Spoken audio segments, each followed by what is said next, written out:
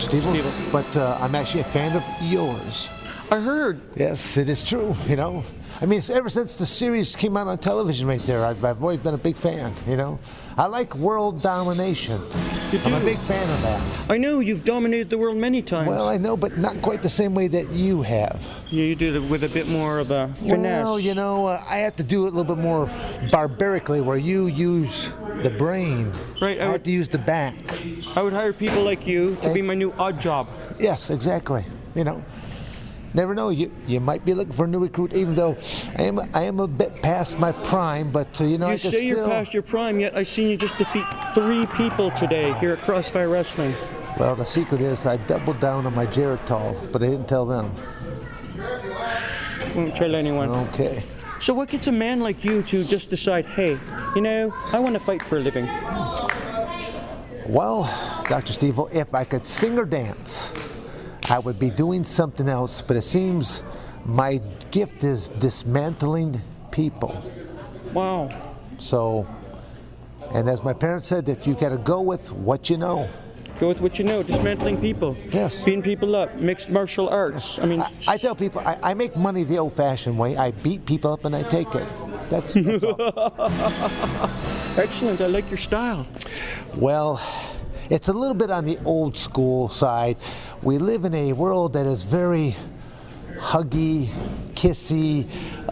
They're lowering their standards and they're worrying about bullying and all this kind of stuff. I'm thinking, grow a spine. Right, I know. Bullying actually helps people get Tougher. tougher. Exactly. They need people like you They do. in their life. Ow, my feelings were hurt. Please stop. Really? Can you imagine Osama bin Laden said, hey, you're hurting my feelings. Stop that. Yeah. They go, okay, hey, we stop bombing. Yeah, it's Got the accents reversed there. that was very good though. I know, just saying. So what does Dan the Beast, you don't seem like a beast. You seem like a nice Well, man. it's nice. The ring name The Beast was given to me by the legendary football player Jim Brown. So it was a great endorsement because he was one of the most incredible football players in American football history. A very punishing running back. He didn't run around people, he ran over people. And he, in the NFL Hall of Fame on top of that. So he was one of the play-by-play commentators for about 4 or 5 of their shows. And just like your observation how meek, mild manner I am now, when he first interviewed me, he didn't think much of me, but then when he saw how I turned it on in the cage, or how, like tonight, I turned it on in the ring, he's like, oh, you're like a Dr. Jekyll, Mr. Hyde, how you go from meek, mild manner to dun-dun-dun, how you can turn this in, but by your actions, you're like an animal, you're like a beast. So, Dan the Beast Severn sells tickets, Dan the Pussycat Severn doesn't.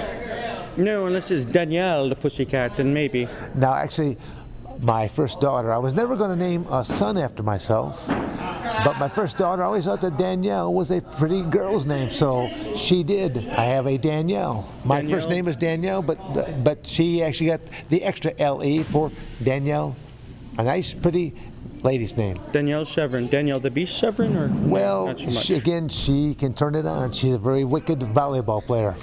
Ooh, Yes. Killer Spike. Yes. So how does one get a hold of Dan Severn and Well, these days? probably the best way is through the internet, social medias. Even though it did not exist as I was going through college, it was a couple years I was a couple years ahead of it when I left. But like you, I actually have a mind too there, Dr. Stevil. I had my bachelor's degree and I was working on my master's of education with the field of specialization, manufacturing. So I gave myself opportunities all along. But when I left Arizona State to take the job at Michigan State, again, being 2 years ahead of the internet era, that's where my master's died on the vine, because once you start a master's, you have to have it completed within a certain time period. And I couldn't fly back to Arizona State, for another, 2 semesters to finish on up, because I was back in Michigan working at Michigan State. Again, in the sport of wrestling. I've been involved in the sport of wrestling since 1969. Wow. A long time. I know your resume is just outstanding. Like from amateur to Well, UFC. from amateur to professional as of the 1992 Olympics, and then into the world of cage fighting by 1994. Because a lot of people thought I was a cage fighter first, and then I jumped into WWF just to make the money. And they're like, well, they didn't like that. And I said, well, if the truth be known, I said the professional wrestling people ought to be mad at me because I did professional wrestling first, and then I jumped to the cage fighting world. But then it seemed like all these people were like, well, that's okay. It's like a double-edged sword. It was okay one way, not okay the other way. So I made them eat a little bit of crow. For sure. NWA champion for 4 years. Most relationships don't even last that long. A true honor to actually carry the NWA belt. The controversial aspect was that was the first belt I ever won, and I approached the UFC about having it carried out with me to UFC number 5. And they had a real problem with that. They did not want to have that relationship with professional wrestling because they wanted to think that the reality that all of these cage fight tapes are real. I said, well, you don't exactly know who I am or what my pedigree really is. And they finally, I says, I have other things I could do that night as well. So I basically had to play a little power game. They gave in. The belt was carried out by the late Dennis Carluzzo, and that night 2 belts were held up. The NWA belt alongside UFC number 5 championship belt. And there's been many professional wrestlers, crossover amateur wrestlers, professional wrestlers, and cage fighters. Probably the best known here right now would be like a Brock Lesnar, from an amateur wrestler to professional wrestler to cage fighter, and now back into professional wrestling once again. Well, bring a lot of credibility to the sport for sure. Yes, it does.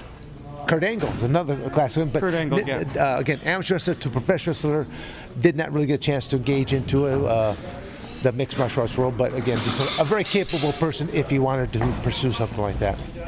Cool. Just one last question. I mean, you were in UFC when they had no rules. Well, 2. 2 rules. No biting and no killing? Well, no. No biting, no eye gouging. Oh, so killing was okay. And little fine print at the bottom of the contract that stated, in the event of your accidental death, they're not liable. As long as you weren't biting someone in the process or sticking a finger in the eye. There's a lot of different ways I'm sure that a man like Dr. Stevil could come up with to do away with the competition. I would just kick him in the mini-me. And that was allowed. Wow. And now, not so much. Now they can't be as tough as you because you were there during the... Well, it was called the No Holds Barred, the 2 rules that we just talked about. It was an 8-man tournament. In the same 2-hour pay-per-view that they continue to play today, you had to face 3 opponents. An 8-man tournament, not 1, but 3. Wow. No weight classes, no time periods, and it was bare-knuckled action, no gloves. That sounds freaking awesome. And sadly today they all wear helmets, and they have to need their parents' permission, sign a waiver, and they can wrestle. Yes, again, something like that. No child left behind. Everyone gets a trophy. Yeah. In grades, everything is satisfactory, and I don't exactly believe with that. People got to realize if you're below average, above average, average. Not everyone's going to be a rocket scientist, and that's what I don't believe in there. But you probably appreciate this. I run my own training facility, and I actually have standards. And if you can't follow my standards, I always say those doors that allow you to come into my home also allow you to leave my home, because I don't need your money that bad. Wow. And if anybody wants to train under you? Best way is going to my website at dansevern.com. If you go there, it will show you all the different vast array of things I do, from amateur wrestling this, freestyle wrestling that, Greco-Roman wrestling this, submission grappling, mixed martial arts, and stuff I do with law enforcement, corrections, military, and border patrol. Wow. So I don't get too many days off. I kind of look a little bit like a cop or military because I have that Dudley Do-Right chin and the mustache. The mustache, yeah. Yes. So I think I should go with this? Or not so much? I'm thinking a mohawk might be really the thing that might really set you off right there. A nice, high peacock type of one right there. You know, just to change it up, just to make them, keep them guessing there just a little bit of where Dr. Stevil is coming from. Okay. One final question. These mustaches that you sell, does that come from your real hair? No, I'm afraid not. It's again, it doesn't quite look like my mustache. I've been yet to find one that looks exactly like mine, but it is what it is, and it brings a lot of joy to a lot of parents' hearts when they see their sons and daughters slapping on the stash. Really, a 6-year-old kid with a stash? I know it's not right, and you know, maybe I should be working on false IDs to go along there with it. I really like the way you think. Oh, holy crap, you can't get this off now once it's on. Well, I mean, it's not with it. Oh! Everything comes with a little bit of pain anymore, you know? Right. Thank you. That's next. Dan Severn, the Beast.